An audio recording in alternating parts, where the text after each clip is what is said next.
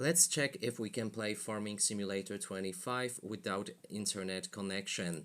And as you can see right here, my internet connection is cut, and I'm gonna try to play it through the Steam.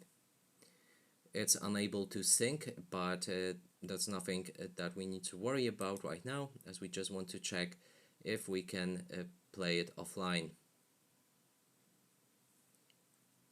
And the game launches normally. We can't access a multiplayer as we won't be able to join any games, but it seems that we can just go for our career single player and then load the game.